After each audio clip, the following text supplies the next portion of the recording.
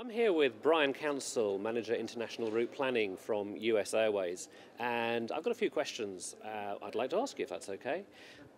This summer, US Airways flew to 22 European destinations from Philadelphia, some of them for the first time. Only Delta and Continental actually fly to more European destinations. What have you learned about the transatlantic market this summer in particular? Well, this summer in particular has been pretty tough. We've learned that the transatlantic market is very dependent on business travelers, and with the global recession, some of our routes have taken a huge hit, and we're hopeful that in the next year or two things are going to pick back up and we can continue to grow in the North Atlantic marketplace.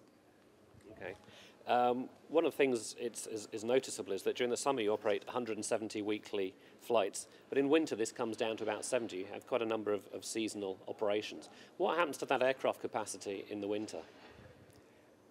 Well, for the most part we send it to the Caribbean in places like Jamaica or the Bahamas, or some places in Mexico like Cancun, Puerto Rico, San Juan, that kind of thing.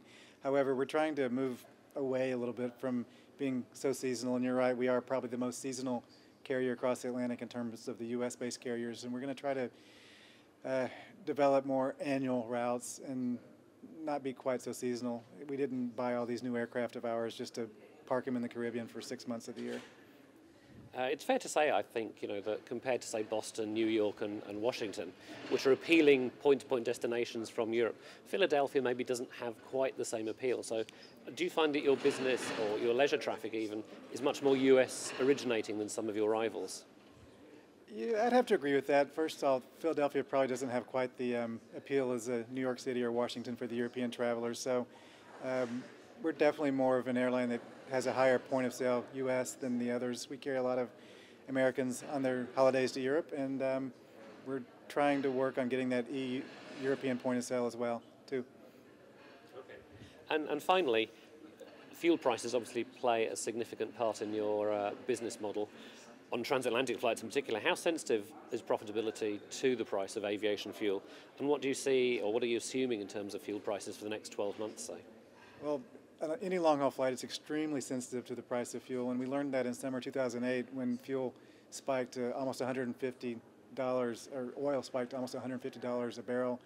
Luckily, we were able to pass on some of those increases to the passenger in terms of fuel surcharges, but it was pretty ugly there for a while. So I think everyone hopes that it doesn't go quite so high again anytime soon, but we are assuming some modest increases in the price of fuel over the next year or two, but nothing like we saw in 2008. Okay, thank you very much. Brian Council, US Airways.